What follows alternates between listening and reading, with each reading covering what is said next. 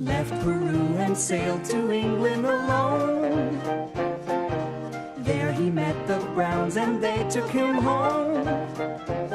Now a new life has begun. He's Windsor Garden's favorite son, 'cause he always does his best to help everyone.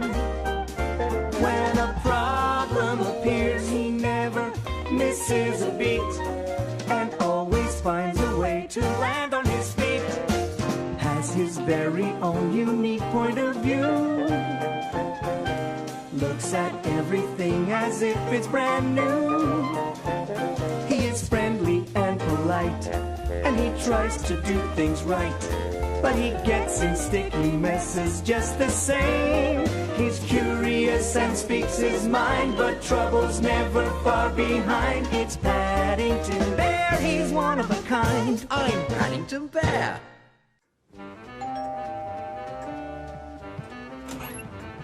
Good morning, sir. Have you ever stopped to consider the importance of brushes in your life? Brushes? There's airbrushes, paintbrushes, toilet brushes, toothbrushes, clothes brushes, hard or soft bristles, in an assortment of colours and sizes, half price, one time, special offer just for you, sir. Thank you. That's very kind of you, and it sounds like very good value. Thank you, but we don't need any brushes. Then how about some timepieces, or a necklace for that beautiful neck? No, thank you, and good day. You must be wary of door-to-door salesmen, Paddington. You're too trusting. Remember, you never get something for nothing in this world. I think door-to-door selling sounds interesting. I like the idea of helping people. Then you'll enjoy fetching the groceries. Here's some money. Don't forget to bring back the change. As I did Mrs. Bird's shopping, I thought about what she said. That you can't get something for nothing. And I wasn't sure she was right. After all, when the Browns found me at Paddington Station, they took me in and didn't ask for anything in return. Some people might think that Mr. Gruber gives me cocoa every day for nothing, but we have an arrangement. I always pay for the buns. Congratulations, your character, drive and ambition is about to pay off. You have been chosen for a once-in-a-lifetime opportunity. Earn a fortune meeting interesting people. We will contact you soon. A once-in-a-lifetime opportunity. You don't get one of those every day of the week. Earn a fortune meeting interesting people. Why, that sounds too good to be true. Exactly, Mr. Gruber. That's why we're warning people to be on the lookout for this con artist. He's pretending to be a vacuum cleaner salesman, but his vacuums are all broken. You'd be surprised at the number of people who actually fall for this kind of thing. I can think of one myself.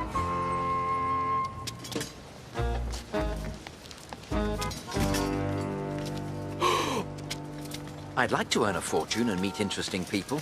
The question is, where and when? Right here and now.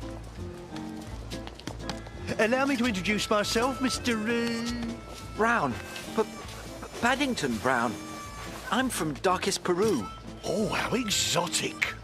Well, I suppose it takes all sorts. Did you get my note? Oh, yes.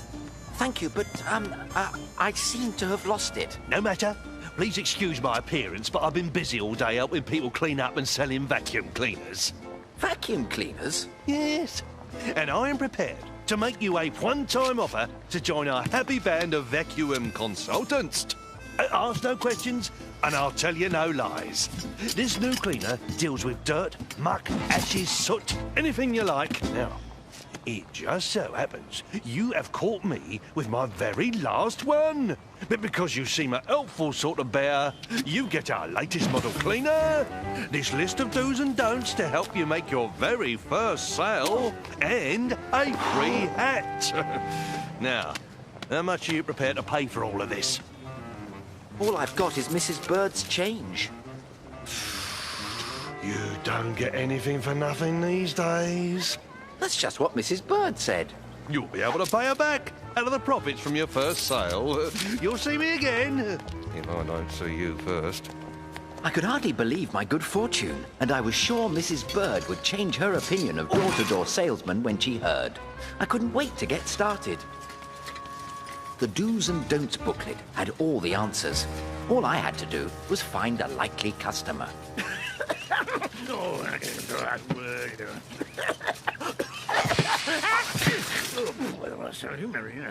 Are you spying on me, Bear?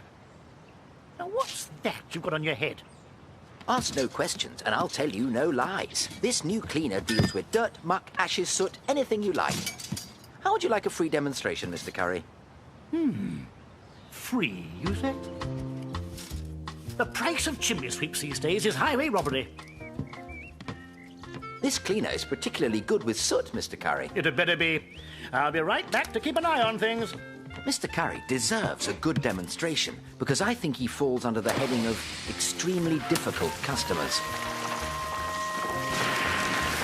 That's more like it, but maybe he'll appreciate an even bigger demonstration. Bear! What is going on? You're supposed to clean up, not make more of a mess. Don't worry, Mr. Curry. It's all part of the demonstration. You, insert customer name, will agree that no ordinary cleaner could suck up this mess.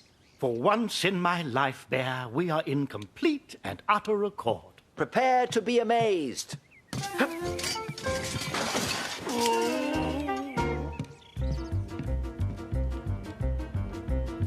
Bear! Where are you? What are you doing? I'm looking for a socket to plug this in. Socket! I'll give you a socket. I don't have electricity. I use gas. What was good enough for my father is good enough for me. You had a father, Mr. Curry. Ah! This is an outrage. Someone's going to pay for this.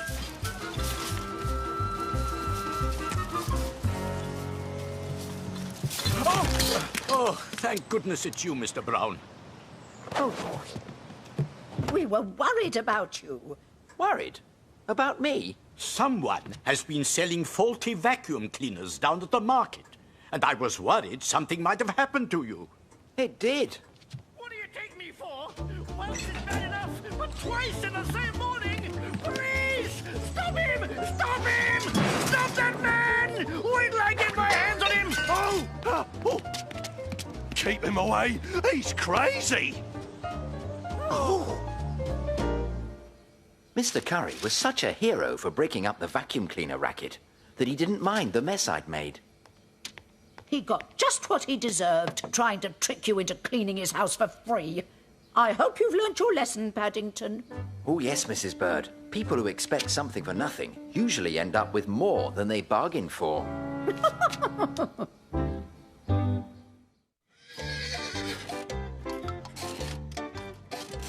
Is this right, Mr. Gruber? Be one with the horse, Mr. Brown. Be one with the horse? But it's made of wood. My old friend Stan Miller will explain the finer points of horse racing to you when you meet him. He's been trying to win the Kentucky Derby for years, and he hopes this time he'll do it. That's why we're going to the United States. I want to include horse racing in my book, The World and Its Wonders. I think bears would make good horse racers, Mr. Gruber.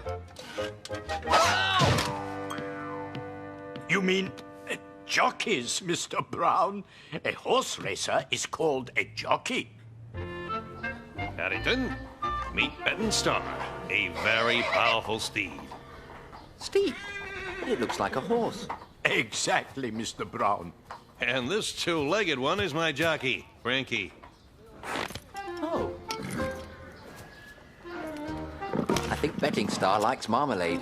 Well, don't you be feeding any of that to her. We don't want anything ruining her chances of winning the Derby. I never thought that marmalade could ruin anything. Except Mrs. Bird's tablecloth, but that was a very sticky chunk. The most important thing in horse racing is that the rider and horse communicate. That brings out the fire in the horse. I must say, Stan, these meringues are delicious. Why don't you hurry and get one before they're all gone, Mr. Brown? I'd never tasted a meringue before. It looks like garlic. Ugh, ugh, ugh, it's horrible. Ugh, I hope some marmalade will take the taste away. Something sure smells ripe around here.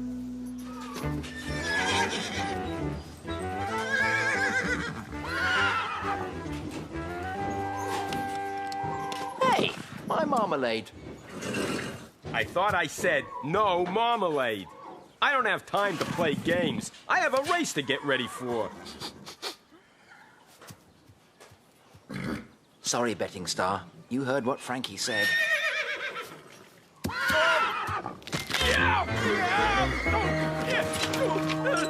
Go! My foot! It's broken! I can't ride like this! What am I gonna do? Where's the jockey for betting star? Here I am. I'm afraid Frankie's broken his foot. Get your gear and step on the scale.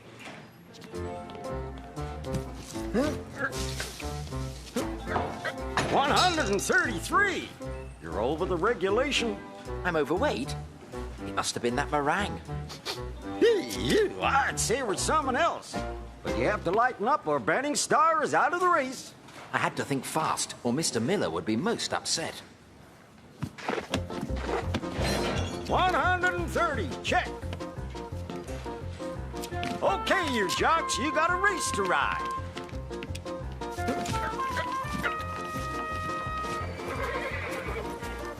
I wish I could remember what Mr. Miller said. Something about how to bring out the fire in a horse. Mrs. Bird always blows on her fires when she wants to get them going.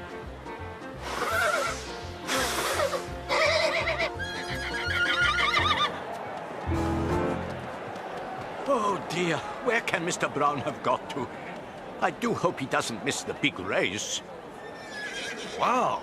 Frankie is certainly getting betting star excited. Look at her go. I'm afraid it can't be Frankie. It's Mr. Brown. What? My big chance and you get stepped on. Don't you have any horse sense? It was that bear and his marmalade that did it. You should be thankful betting star is in the race at all. That bear, as you call him, even gave up his boots to ride. Does he know how to ride, Mr. Gruber? He practiced a bit in my antique shop. This is terrible. It certainly is. The Browns promised to watch the Kentucky Derby on television, and they'll be looking out for Mr. Brown. They are in for quite a surprise. Paddington? Yes, it's Paddington, all right.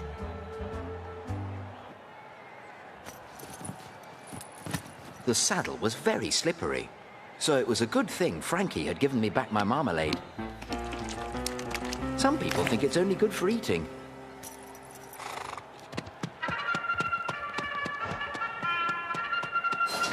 Oh, suddenly, everything went quiet.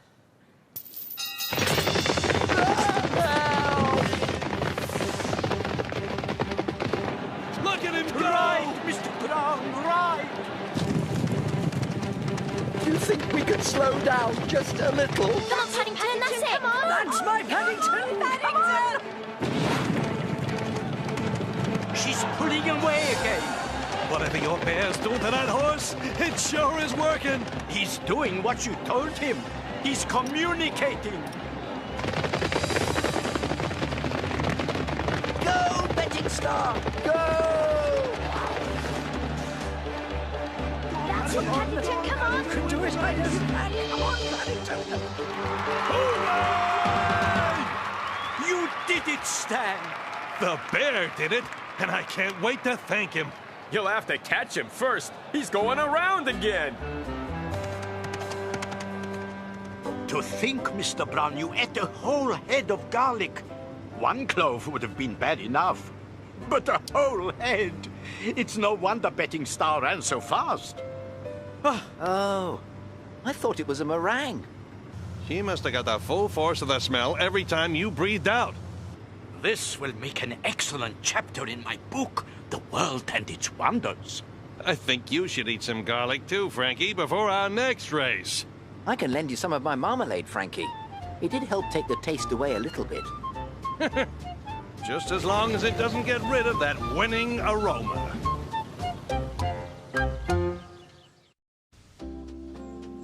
It was my summer birthday, and everything was wonderful. Until... Take a bath? I don't think very much of that as a birthday present. That's not the present part. Going to dinner at the Porchester is the present. Dad has invited Mr. Gruber too. You want to look your best. After all, the Porchester is a famous restaurant. And it's very expensive. Only the best people go there. Your chair, monsieur. And what would you like for an hors d'oeuvre? Excuse me? Oh, Paddington, you are in for quite an experience. The Porchester is very hoity-toity. Hors d'oeuvre? Hoity-toity? It all sounded very complicated. So I decided to seek Mr. Gruber's advice. I have never been to the Porchester either, Mr. Brown. It'll be a nice change from cocoa and buns. That's what I'm worried about, Mr. Gruber. I've never eaten in a fancy restaurant before. There are many things to know. For example, let us pretend this is your hors d'oeuvre. Now, which fork would you use? Mr. Brown. Start from the outside and work your way in. Start from the outside? But how can I reach my food if I'm not even in the restaurant? I think perhaps it's a good thing you came to see me, Mr. Brown. Dear Aunt Lucy, in case you're wondering why there are a lot of smudges on this card, it's because I'm writing it in the bath, so I'll be nice and clean for our dinner out. I thought it would be better to have a bath after I'd eaten, but Mr. Gruber reminded me that I must look my best for the Porchester. A party of Browns. We booked a table near the orchestra? Is the young, bear gentleman with you? With us? We're with him. Then I'm afraid you can't come in. The young, bear gentleman isn't wearing the proper evening dress. Bears don't have evening dress. They have evening fur. And I've had a bath. But the hat... It was given to me by my uncle in darkest Peru. I'm never without it. Oh, very well. We'll make an exception. This way, please.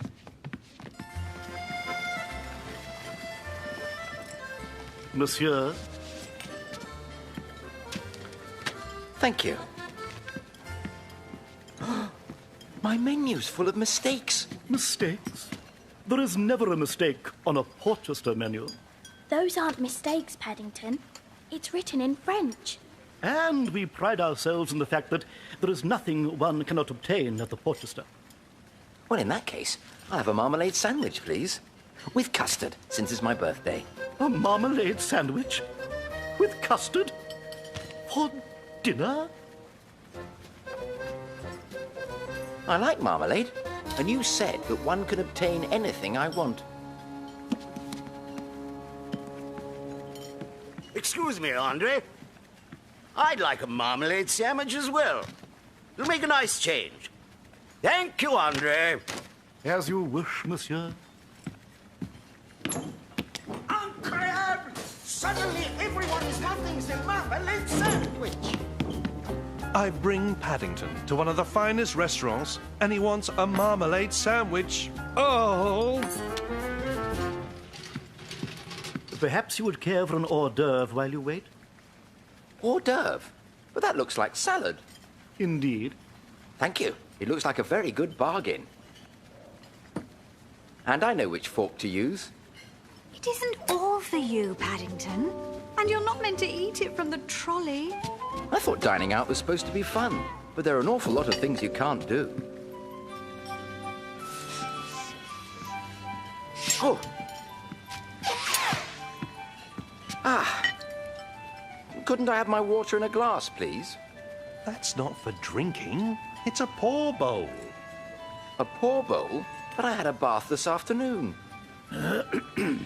Since the young bear gentleman is having a marmalade sandwich, I assumed his paws might get sticky. There's no might about it. Where is Paddington? He said something about finding his onion.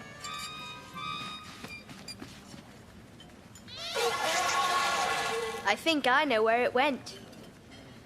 Well, don't tell Paddington. He'll only want it back. Ah, my omelette flambe. You don't want to miss this, Mr. Brown. My omelette is on fire. Don't worry, Mr. Gruber. I'm coming. Oh, my omelette. I've got my onion back. Oh. This was your idea, Henry. I'm afraid I must ask you to leave. Throwing water over the food, onions in the clarinet, ordering marmalade sandwiches. You'll give the Porchester a bad name. Nonsense. May I remind you that I ordered a marmalade sandwich too, and I'm still waiting. I asked for custard on mine. I think I shall ask for some as well. Huh? If that bear goes, we all go. Here, here. Custard on both sandwiches, it shall be. Allow me to introduce myself. I am Sir Huntley Martin, the Marmalade King. Been in marmalade for 50 years. Fancy being in marmalade for 50 years. Been dining here for over 30 of them, and I've never seen anyone have so much fun. Paddington usually has fun wherever he goes. I was a bit worried about coming to a famous restaurant like the Porchester, but luckily Mr. Gruber showed me exactly how to behave. Oh, no need to thank me, Mr. Brown. No need at all. 2 marmalade sandwiches with custard. Thank you very much. I think I shall always come here to celebrate my birthday in future.